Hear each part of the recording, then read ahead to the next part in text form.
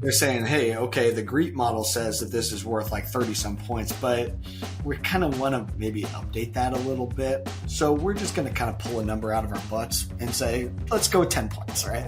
It's really 45 years of history and tradition. We blanket the entire United States. I mean, for folks that don't know about Fastline, our goal and our mission is to connect buyers and sellers within the agricultural community. Today on Ag News Daily. Well, Delaney, welcome back to the studio. It's great to see you again in person. That's right. It's been a little vacation for me to be away from you. Oh, I'm just kidding. Yes, exactly. And this is cool. Never before do we have a live studio audience, so this will be a great one. So welcome back to the weekly edition of the Ag News Daily podcast. And I think if this goes well, we might have to have a in-person audience all the time. That's true. With like the little laugh sound effects that play in the background of sitcoms, we'll have that in real time. That's exactly right. But we always start off with weather. So rain continues the next week for most of the Midwest. The pattern stays active here in the Midwest with a gap between storms remaining short as other systems will continue to move across the region in through the weekend. Another one is eyeing the region early next week that may come through in several bursts. The moisture is likely to be needed for the summer, but it is going to delay planting. The Southwest is not in a favored location for getting much precipitation into next week, but there's a possibility on Sunday and an off chance of better storms coming through later in the week. Weak conditions will likely continue to fall if significant rain does not come soon. Scattered showers are expected to move through the northern plains through Friday, which includes a little bit of snow, Delaney, in Montana. After a very short break, a much stronger system is in the forecast for Sunday into Monday with widespread moderate to heavy rainfall. Of course, southern Brazil has some heavy rain too. Much of the safrinha corn crop and growing areas in Brazil will be dry for the foreseeable future, as it will also be hot, which will force the corn to draw up its limited subsoil moisture as the crop goes through the rest of pollination and grain fill. Damage to this crop will become more apparent with time. We will have to see whether or not weather brings more into the picture for what the progress looks like in this week's planting report. So how did that shape up, Delaney? Yeah, we saw a lot of progress in this last planting progress report, but I think the week ahead of us, we're not going to see quite as much progress as you noted. Quite a bit of rainfall coming through the Midwest, but corn has started to emerge in 10 of the top 18 states. Soybeans saw some pretty substantial progress as well, now at 18% complete. While spring wheat has progressed along nicely, now 34% done in the top 6 growing states, winter wheat has not had as rosy of a picture. 30% of winter wheat has headed across 9 of the top 18 growing states, but conditions are really starting to decline, Tanner, in pockets of the country, specifically in Kansas. 31% of the Kansas crop is currently rated as poor to very poor, and they definitely have the worst winter wheat in the country. Taking a look at the latest U.S. drought monitor, Kansas in particular shows about 84% of the state is sitting in some level of drought conditions. So I think it comes as no surprise that those winter wheat conditions continue to decline. That's right. We did see some news on the Farm Bill. Congress says it's time to get serious about the Farm Bill. This week, Chairwoman Debbie Stabenow made comments about the plans for the Farm Bill to get across the finish line. Chairman G.T. Thompson also shared comments this week that made a firm date to plan to get the bill marked up and voted on by May 23rd. It appears that snap cuts will still appear to be delaying the progress of this moving forward. This bill is a product of extensive and transparent process, which included soliciting feedback from members of both political parties, stakeholder input from across the nation, and some tough conversations. Each title of this farm bill reflects a commitment to the American farmer and a viable pathway to funding those commitments, and is equally responsive to the politics of the 118th Congress, says Chairman Thompson. So we'll continue to get updates there. Delaney? Do you think we're going to see it passed on May 23rd? No, not a chance. That's pretty aggressive. Nope. Well, Tanner, there have been so many fresh headlines, rumors, and stories circling around avian influenza this week. It's been really hard to keep up. I had some conversations with dairy farmers this week, but we had a fresh story to add fuel to the fire as Michigan was declared an extraordinary animal health emergency, is now required to implement what state officials are calling the most comprehensive measures in the country. Under the Michigan emergency order, all dairy and poultry operations must follow these very strict protocols. They must designate a biosecurity manager and establish a perimeter that limits access to livestock. They must establish cleaning and disinfection procedures at those access points. maintain a record of vehicles and people who cross all points. They must keep all lactating dairy cattle and those in the last 2 months of pregnancy from being exhibited until there are no new cases of HPAI in Michigan for at least 60 consecutive days, and they have to keep all poultry from being exhibited until there are no new cases of HPAI for at least 30 consecutive days. This new order will go into effect on May 8th, Tanner, so dairy farmers must act pretty quickly to get these measures in place. Yeah, it's going to ruin a lot of 4-H'er and FFA plants, I think, in the state for the summer. But meanwhile, the USDA, FDA, and FSIS have been conducting multiple rounds of testing on human-grade products to confirm their safety for consumers. The USDA's Food and Safety Inspection Service announced results from 30 ground beef samples on Thursday pulled from the states with infected herds. The samples were sent to the National Vet Service labs for PCR testing and showed up negative. The FDA also conducted fresh tests on pasteurized milk, confirming that the U.S. milk supply is safe. So a little silver lining and some good news there. Really trying to reassure consumers, Tanner, that these products are safe. Midweek this week, the Teamsters Canada Rail Conference announced that close to 10,000 workers at the Canadian National Railway and Canadian Pacific Kansas City Railway voted to authorize another railroad strike. The vote was fairly unanimous, as 97.6% of those 10,000 workers voted in favor of authorizing that strike. According to the collective bargaining process in Canada, if a vote authorizes a strike, there is a mandatory 21-day cooling-off period before that strike or stoppage can actually occur, so the earliest this strike could go into effect is May 22nd. This potential strike would only apply to Canadian rail workers and networks, as U.S. railroads operate under a very different rail agreement. However, any rail delivery originating in the U.S. and destined for Canada or originating in Canada and destined for the U.S. could be impacted by that strike.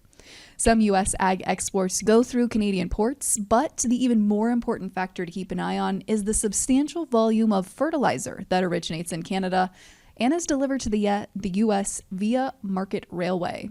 During this mandatory cooling-off period, negotiations should continue, so perhaps an entire strike will be averted, but more to come on this headline, Tanner. That's right, certainly more to come. But the April Ag Economist Monthly Monitor, a joint survey of nearly 70 ag economists conducted by the University of Missouri and Farm Journal, shows economists' views on the ag economy didn't deteriorate from March to April, but their view on the current ag economy when compared to 12 months ago continues to show growing concerns. Everybody is waiting to see, Delaney, what this weather is going to be like this summer and what kind of crop we'll be able to put into the bin. But according to the data analyzed by the University of Missouri, the change in net cash farm income is a strong metric to use when looking at eroding ag economic picture. The change is expressed in real dollars from 2024 to 2023. That change is second only to the deficit from 22 to 23 itself. This is the largest drop in net cash farm income over the last 2 years. The Ag Economist Monthly Monitor also asked the question about the risk of consolidation in the row crop side of ag. Economists were asked if the current environment of declining commodity prices could accelerate consolidation in row crop, Delaney, with other allied industries. Nearly 80% of the respondents answered yes. Economists said that geographies at the greatest risk of consolidation are the areas that rely heavily on wheat and cotton production, where drought continues to be an issue. They also pointed out the size of an operation will be a factor when looking at mergers and consolidations down the road. That was a big story for you to chew through, Tanner. Big words.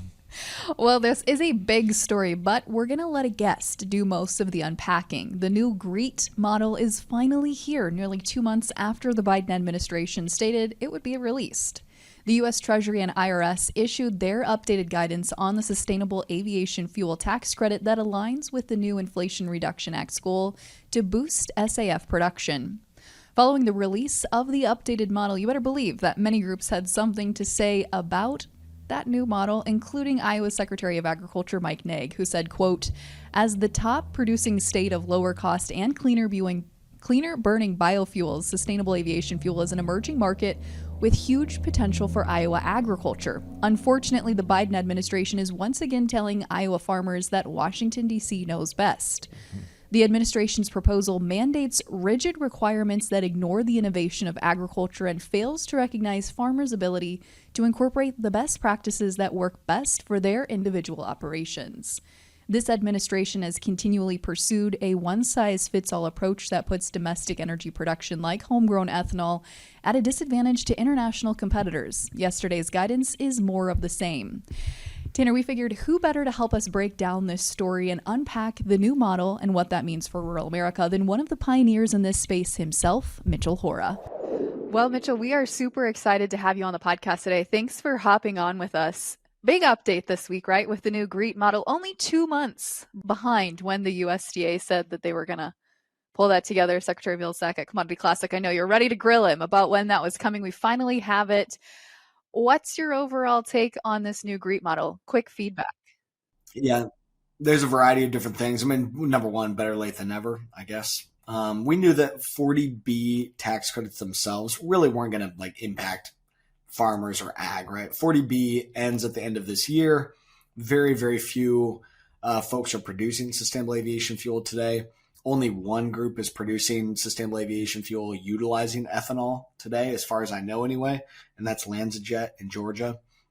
They're only a 10 million gallon pilot scale plant, so small scale. They are utilizing ethanol. It's a great proving ground, but this doesn't really move much money. But what it did is it gave us some amazing indication as to what's coming down the pipeline with the 45Z tax credit, which goes beyond sustainable aviation fuel, or SAF, and it includes ethanol, biodiesel, and renewable diesel. So that's what we're really excited for.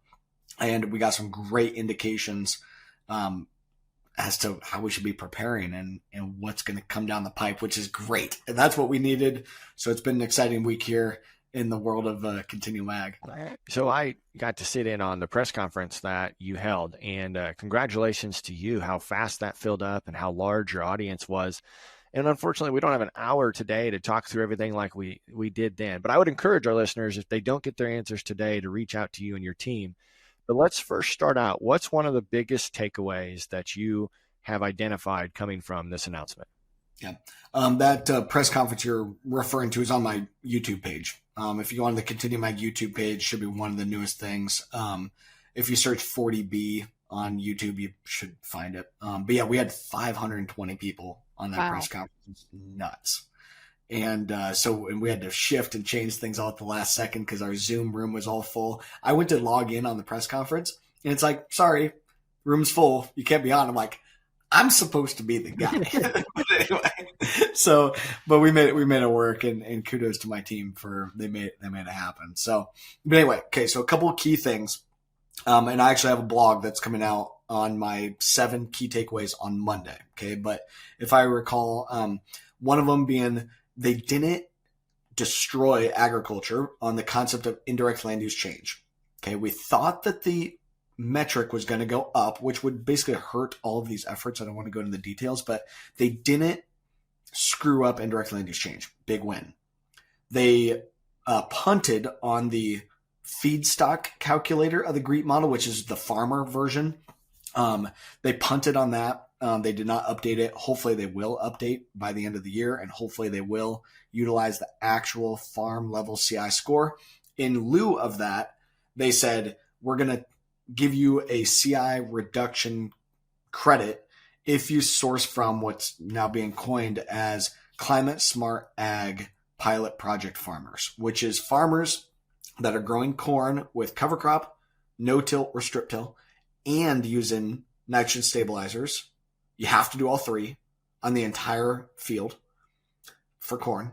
For soybeans, you have to do no-till and cover crops in order to qualify. So it's really there's a couple farmers that would be doing that, but definitely no ethanol plant is sourcing from 100% climate smart ag verified farmers, right? So, but what it gave us though is good definitions about those 3 practices, and it gave us really good clarity on how to verify that you did those practices. So those are a couple other takeaways. So they punted on the GREET model, but hopefully one will come. They've said we're going to bundle the practices and just kind of punt a little bit on using farmer actual numbers, but they give us great definitions and they've really spelled out you've got to be verified. One last key takeaway is that I was not expecting. They very explicitly said, if you're a farmer participating in these CI programs, you can't be in a different carbon credit program or other outcome-based greenhouse gas program. I did not think they were going to rule on that, but they did. And that is a big hit to carbon credit companies that are trying to develop projects. There's still a lot of dust to settle, right? Don't be hasty and do anything, but just know that the IRS is saying you're not going to be able to stack. So, but overall, we need to be documenting our farm practices. That was very clear. It is going to take some really intense data, and it's great for what we're doing. That now we have a really good idea as to what data we need to be collecting. We've already been doing it. We've already been getting it verified. Like, we're sitting perfect, but just a couple tweaks, and we're continuing to be off to the races. I have so many questions after you kind of walked us through those, but maybe my biggest question is, you mentioned you have to be verified, you have to collect that data. What is the data you need to be collecting, and does Continuum Ag count as a verified source for the CI score?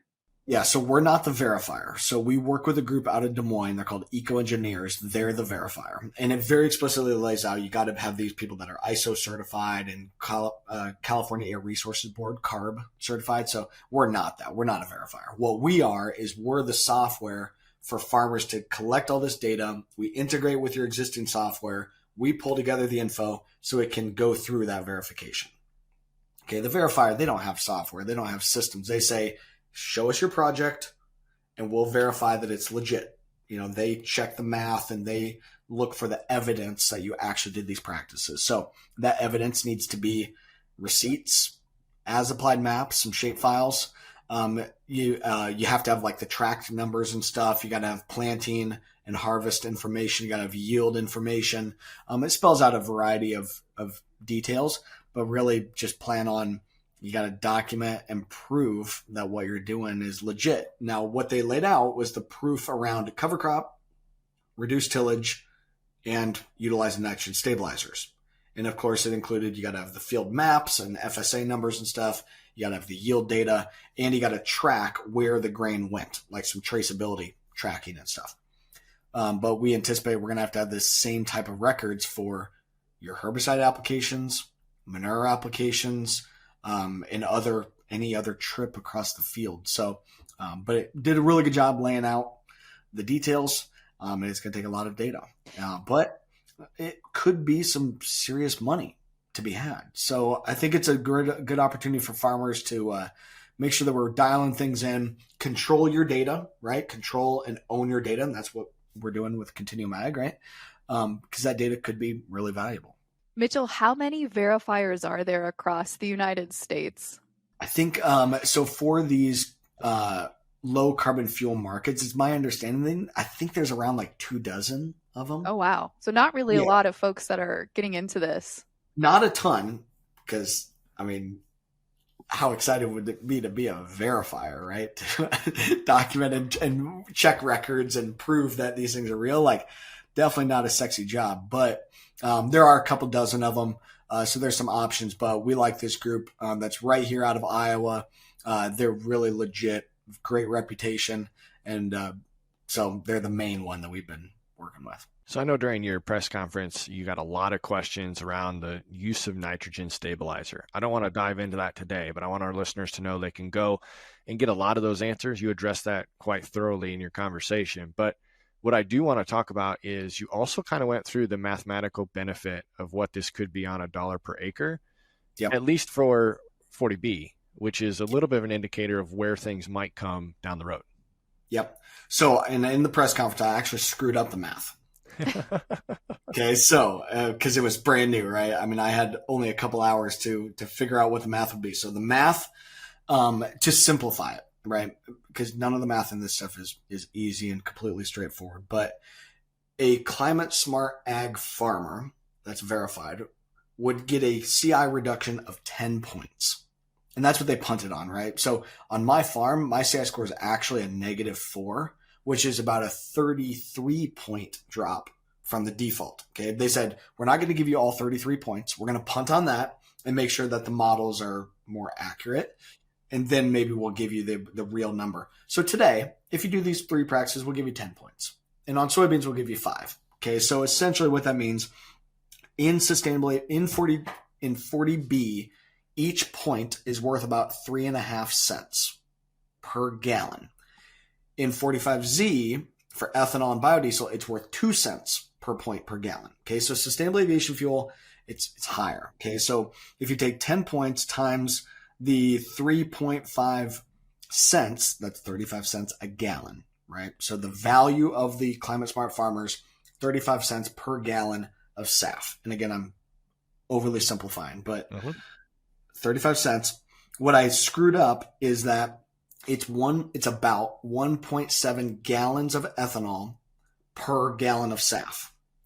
And what I screwed up is I multiplied 35 cents times 1.7. In reality, it's actually divide. And I screwed that up in the webinar. So take 35 cents divided by 1.7 is 20.5 cents per gallon of ethanol. You take that times 3 to get basically per bushel, because 1 bushel of corn is about 3 gallons of ethanol. Again, overly simplifying, but that'd be about 62 cents per bushel would be the value. Okay, so call it 60 cents, and then say that the farmer gets maybe half of that, 30 cents a bushel. So to me, 30 cents a bushel to get verified that you're doing cover crop, no-till, and using nutrient stabilizers. Okay, if you're already doing those things, all right, if you can get a 30-cent premium, okay, that might be worth it. Growing 200 bushel corn, 30 cents, what we're talking, $60 an acre. Like, that's not bad. Take that, right? Our verification deal is $5. Like, you could get some ROI on that potentially. There's no money flowing today, and I don't think there will be. But I don't think 30 or 60 cents, I don't think 30 cents a bushel is going to really entice a lot of people to change. Right. Doesn't change practices. And you're not going to change practices for 30 cents, right? At least to do cover crop and no-till and use all these nitrogen stabilizers, right? Like if it was one practice change or you had more flexibility on your score, okay, go after an extra 30 cents a bushel and change a practice or two. Sure. I mean, a lot of farmers probably would, but this is just a little bit clunky. But again, hey, at least this is the first time that they are recognizing ag as part of this administration's climate strategy, right? That's what they call it. And they're recognizing that we can utilize this GREET model, which is amazing. So some fantastic big picture wins.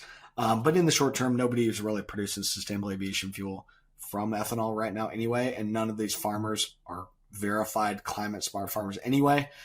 So the money doesn't matter that much in the short term, but good indication for what could come down the pipe.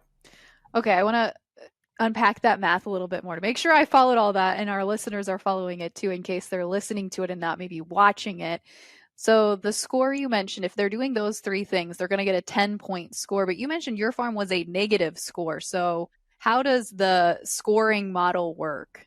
Yeah. So what they did is if they were using the full model, which is the GREET feedstock calculator, my practices would be worth about 33 points. And our average farmer, we've scored over 250 million bushels. Our average farmer would be 18 points.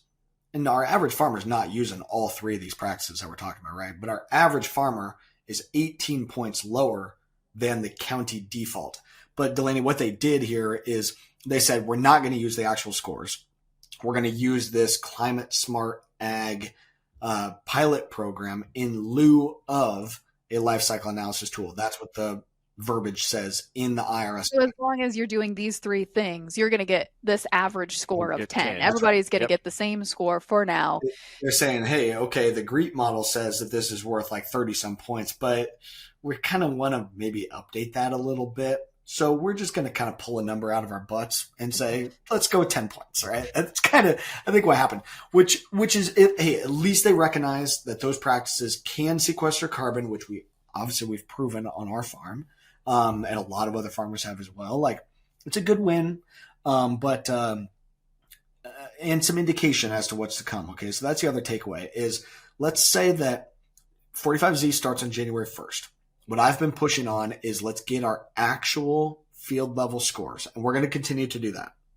But also, we probably have to add an additional layer here for these farmers that would qualify as climate smart ag pilot program farmers. Probably going to have to add that as an additional layer here, so that if they don't use the GREET model the way that we want, and if they go with this bundle approach, is how they coined it, if they go with that for 45Z, we need to be ready for it, and we need to know and be ready to be verified as climate smart farmers for a very small subset of farmers that would qualify. So, again, indication as to what we should be doing and changing practices and documenting. It's what we should be doing, but today there's really no real way. If I go get my score, or if I get my score set at 10, because I'm checking the boxes on these 3 practices, there's really not a way today for me to get paid on these practices. No. It's just, Nope. I'm going to do this now in the hopes that in the future, this is how I'm going to add some premium. It's basically, yeah, that's exactly right, Delaney. So hey, we need to document these things because come Jan 1, the premiums are supposed to also be there in the ethanol market. This is only sustainable aviation fuel, which is at the baby infancy stage, right? So if they use these same rules for ethanol, that's what we need to be ready for, because a third of our corn crop goes to ethanol. So for those farmers that are selling into ethanol, we need to be looking at these guidelines and figure out, okay, if they copy and paste for 45Z in the ethanol rules, we better be ready. If they do what Mitch has been saying, which is what's laid out in the law, where they can utilize the actual GREET model, maybe it's going to be even better opportunity and more inclusive, right? I think that's what we're seeing from, Senator Grassley was putting stuff out about it, and a variety of others, that, hey, this check the box thing is not very inclusive for farmers. So maybe we should look at more than just 3 practices and make this a little bit more of a level playing field. And I agree. I think the 3 practices pigeonhole people too much. I think those 3 practices are great, obviously, but I think it is, it's going to be hard to build a real market when we're only looking at 3 practices, when in reality we have this GREET model that looks at a couple dozen parameters instead of only 3. Yeah, and Mitchell, I think there's been a lot of conversations that I've had. I know that you've had since this has come out, and I think the general consensus is it was almost a dip your toe in the water type release to see how everybody's going to react and how this is going to unfold before we get some more information. But as more information comes out, our listeners can get great feedback from you and insights. So remind them how they connect with you this time, and they can dive deeper themselves. Continuum.ag is our overall website. We do a Q&A session every Tuesday, a webinar. Our podcast is the Topsoil Podcast for people that like that. And I got to put in a plug for the Topsoil Summit. June 3rd is our conference. We're going to be really deep diving into this. It's down in Riverside at the Riverside Casino and Golf Resort, June 3rd. So we'll have a couple hundred people there and some pretty killer speakers and stuff. So that's the place to really dig deep. That's right. Well, thank you again for spending the time. I appreciate all the effort you're putting forward on sharing your knowledge about this topic, especially with our listeners today. Yeah, always fun, guys. Thanks for having me. I listened to his press conference the day after all of this reporting came out. So thanks again, Mitchell, for joining us here. But we've got another great conversation today to give you an idea of what the machinery market looks like. So here is Dean from Fastline. We're bringing back a familiar face and voice. I just combined it. We're going to have a whole new word. It's just going to be voice. I like it. I can go with that. Dean's here from Fastline Marketing Group. He's president and is going to give us a couple of updates. Welcome back, Dean. Hey, thank you very much, Tanner. Glad to be with you. I always appreciate being on your show and all that you do for the ag community. So remind me where you're at. Where's your office? Where are you sitting? Yeah, so we are in Buckner, Kentucky, a small town right outside Louisville. So that's kind of been our home base since 1978 for over 45 years here for Fastline. So set up shop here and happy to be here. Most of our team is here in Buckner. Obviously, we got sales support across the country, and we've got a printing facility for our catalogs that's a little bit further away from here down in Louisville. Yeah, because you got pretty much the U.S. covered up nicely with that team that you've established. We have, yeah. I appreciate you saying that. Just really 45 years of history and tradition. We blanket the entire United States. I mean, for folks that don't know about Fastline, I mean, we really our goal and our mission is to connect buyers and sellers within the agricultural community and that space, right? And we really started as a print publication, and we've really blanketed the entire United States with our catalogs, with our sales teams, out there really connecting the farmers to those equipment dealers, and then everybody else, that's looking to sell items within the ag space is a good mechanism to use Fastline as an advertising tool. So that's really where we've started. We still send out about 4 million catalogs a year, believe it or not, all across the United States. We've got 1 million farmers on our list, names and addresses.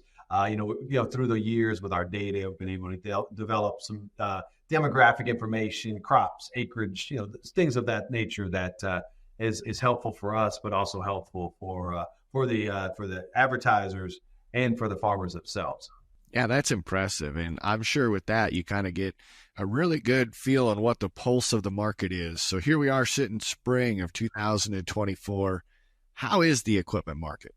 Yeah. So, okay. The way I look at the market is really twofold. I'll start with the equipment side, and then we also have like a farmer advisory group that I meet once a month with on the farmer, so I can tech at least a little bit. I compare notes. You can tell me if I'm out in left field or not on the farmer side of things too. But yeah, from the dealer side, definitely continuing to have a little bit of a harder go on things. I think the farmer sentiment's improving. But for the dealer side of things, certainly the higher interest rates are continuing to be a problem with floor plan costs. I mean, floor plan costs are almost outrageous right now, to the point to where it's critical. The customers I talk to, right, is just continuing to turn that inventory, to turn that into cash, right? I mean, it's almost not even economical to hold inventory for long periods of time due to floor plan. So that is a concern. It has been a concern for a long time. I'm not probably giving you any new info on that side of things, but what I see,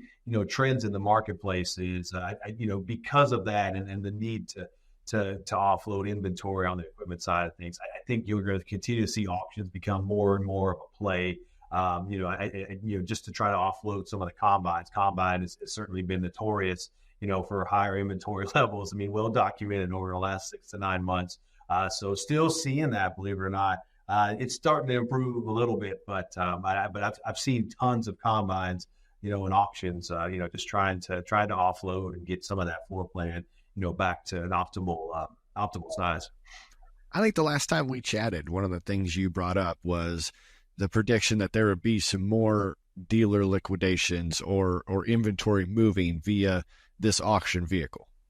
Yeah, that was one of the things. I appreciate you saying that. That was one of the things we were looking to kind of get into the space. We're not certainly not looking to be the biggest auction house in the country. But I mean, again, going back to our mission, just trying to connect buyers and sellers. Really, that's what Fastline's all about. Servicing. We want to be, for the farmers, we want to be looked upon as that trusted resource that people can go on. And that's why we've had such a great name and reputation throughout the years. And then, of course, for the folks, equipment dealers, manufacturers out there, we want to be that trusted marketing partner too. So we have entered the auction space. We talked about that last year, and recently we've partnered with ProxyBid. We have an April 25th auction. You can find us on ProxyBid. You can also find us on our site. It's called bid.fastline.com. Really would encourage everybody to get out there. We've got a lot of great equipment for the April 25th auction. I'm going to be more construction themed, candidly, here for this auction. Now we're going to go once a month. The May auction is going to try to be timing of things. Our March one was kind of like a spring cleanup, say, this is going to be more construction. May is going to be more focused on hay forage, getting ready for that season is coming up as well. So just trying to be themed out there to help the farmers, help folks looking. So definitely would encourage you to come bid.fastline.com. So it could be a little bit more of a buyer's market for combines, but what is selling really hot right now? What piece of equipment is the most expensive? Well, I tell you what's moving a lot for our site. I mean, again, we've got a marketplace, fastline.com, for farmers out there listening to your show, please come to fastline.com. And we have about 150,000 pieces of equipment, so it's a great marketplace for you to come out and go shop and kind of compare notes to other sites and things. What we're seeing, the tractors seem to continue to be moving well. Obviously, tons of needs. You're going to always be able to do that. So some of the lower horsepower are moving pretty quickly. We've got 3,500 of those, horsepower, 40 to 99 horsepower on our site. Some of the mid-sized tractors, maybe from 100 to almost 300 horsepower. We've got about 4,000 on our site. So those seem to be moving pretty well. Higher horsepower, anything over 300 is kind of starting to get a little bit more stagnant as well. So that's kind of what we're seeing on our site. We talked about the combines, planters, obviously getting into that season. So that's moving pretty good. We've got about 2,000 right now on our site from a planter standpoint. Sprayers, I would expect to be next in line there coming up through the seasons. So. Yeah, I saw a post on X from a fellow listener and producer that said, remind me not to trade planters the first week of April. Correct, yes. Without knowing the headaches that I'm going to get. So, yes, that's good for our listeners to know as far as it goes. But you alluded to this advisory group that you have put together. So tell us a little bit more about that information.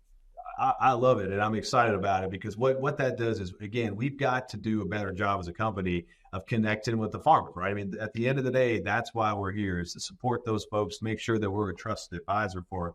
So we have a monthly meeting, have about 30 to 50 farmers or so that we'll do just like a Teams call. Nowadays, it's very easy to connect. So we'll just kind of get feedback, on what they need, how we can better help them. Obviously we're asking questions about Fastline, so we're asking, hey, what could we be doing better with Fastline.com, auctions, any services that we provide. But through those conversations, we also get a better feel for the pulse too, leveraging them. And then also I leverage a lot from Purdue, great information that comes out of Purdue as well. But, from what we can see in our conversations, farmer sentiment, better story than I can give you on the dealer side of things, is slightly improving, right? I mean, slightly improving, about 50% or so are starting to see, I believe, the financial conditions we're going to improve here towards the end of the year, most notably with the interest rate reduction. I know that's been well documented, right, that hopefully that's going to be coming here over the next month or two. So I think from that side of things, definitely an improvement. The other thing that I hear quite a bit about, which is interesting, is, smaller percentage, but maybe a quarter of them are starting to think that right now is not a bad time to make longer term investments, which is very encouraging. I mean, given everything that we've all been through over the last 6 to 9 months, for folks that have that type of opinion, they're in a strong position cash flow wise. And then also there, to your point earlier, Tanner, you mentioned it, being more of a buyer's market, right? They're trying to prey on folks, the dealers maybe that have excess equipment, maybe they can get a deal on something. So if they're in a good cash flow position, it's a better time, buyer's market, from a farmer standpoint. So getting a higher percentage of folks there that, are starting to see, hey, this isn't a bad time to make a longer term investment if they're committed and in it for the long term. The other two snippets I would give you, probably not telling you anything you don't know, but I mean, hopefully farm values, from their side of things are going to also improve, in 24, which is always a good sign. And then, again, you still higher input costs, continue to be, a challenge for everybody out there. We know as markets shift and environmental factors, whether it be economical or whatnot, changes. Right now, as we sit here in the spring, would you say it would be better if I had something to sell to put it on an auction or to list it in your eyes? I think it really just depends. Great question. I would just say, how quickly do you need to convert that? I mean, I think it's certainly beneficial to always list first. Because I think at the end of the day, you can probably try to maximize your value, what you're looking for out of that piece of equipment, especially if you leverage a partner like a Fastline or anyone else that can help you with like specific marketing tactics, right? We can run social ads, we can run, PPC ads, we can build things out to where we can really help you hit that audience to maximize your amount. But at the same time, we go back to the floor plan costs, right? You got interest rate issues and I got to get cash out of this thing now. And so if the urgency's there, that's where I would say auction is the play. There's no doubt about it. You're going to convert it quickly. The way we handle the things, we can certainly help you, if there's reserves and things like that you've got to get minimums out, of items. That's where we can support you on that side of things. That's great. I like that perspective that it's not a cut and dry, straight answer. It's going to depend, and that's why you have trusted partners, especially like you guys at Fastline. So if our listeners want to look you up or reach out, what's the best way for them to do that, Dean? Hey, well, great. Our TV right up there. So I would definitely look at us on our online marketplace. I talked about Fastline.com. Give us a look. www.fastline.com. We're going to have about 150,000 pieces of equipment there for you. Shopping, it's always fun to go out there and hunting on things that you may be interested in. One thing I would also highlight more information about the company. That would be fastlinemarketinggroup.com.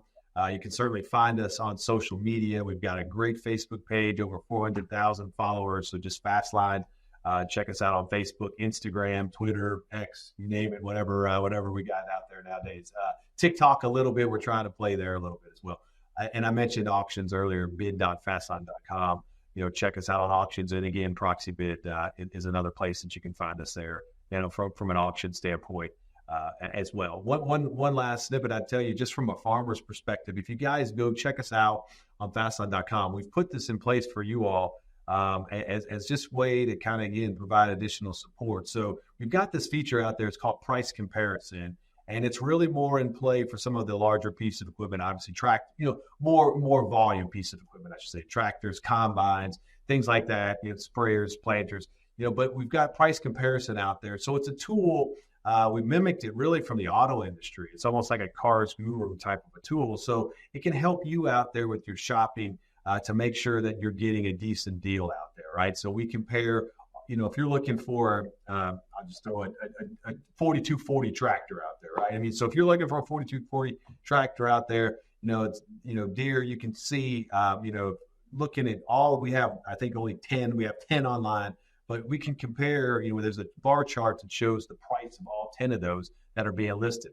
And, not to say there's reasons why things may be priced more. Obviously, hours come into play, features, things like that, common sense stuff. But it is a good guide for you guys, to make sure that you're getting a good deal out there. That's something that we support. We're the only one in the industry that has something like that. So. Awesome. I love the value you bring to our audience. I always love having you on the podcast. I know we'll touch base again, but thanks again for your time today. Yes, sir. Appreciate it, Tanner. Thank you very much. Appreciate all you guys do out there. Well, a big thank you there again to you and Dean for having that fun conversation. But Tanner, the Federal Reserve met once again this week and doesn't sound like they had such a fun conversation about where the overall economy is headed. They acknowledged once again that they are targeting a 2% inflation rate. However, that comes as many sectors and industry names have reported increased profits in their Q1 earnings reports. Coca-Cola, ADM, Marriott Properties, Huawei Technology, PayPal, and many others across various sectors have all indicated to shareholders that they have been more than profitable. Seems a little contradictory to what the Federal Reserve is stating, sharing that their interest rate cuts have been doing their job to get us back down to 2% inflation. Tanner. Yeah, that's interesting too. And in the grain markets this week, are these wet conditions impacted farmers not only here, but also in Brazil, like we'd reported. This news helped push July corn futures to their new highest level since February, just below $4.60 on the board. Meanwhile, December corn futures are still hovering around $4.80 for the week. The wet weather in South America also helped push soybean meal higher this week, which added strength to old and new crop beans, on Thursday closing more than 20 cents higher in both contract months. Hard red winter wheat took a step back this week after their run-up over the last few weeks. The July spring wheat futures seem to have found their footing after putting in a low early in April, as the contract climbed to new prices not seen since February. So there you go, Delaney. What a wrap. And I feel like today news went so fast that I wasn't able to make my typical jokes. You missed a great opportunity for kind of a wild headline this week, too. So to put you on the spot, do you have one? I don't. But there was about 4 jokes I wish I would have written down if you'd have let me have paper on the table. But we all know we keep it clean here, listeners. So thank you for spending time with us. If you want more conversations about a topic, you got to reach out and let us know. Or if you want a format change or even a shout out, they got to do that on social media. That's right. You can find us on Facebook, Twitter, Instagram, X, and TikTok at Ag News Daily. But Tanner, what do you say with that? We wrap up the show for this week and let them go. Let's let them go.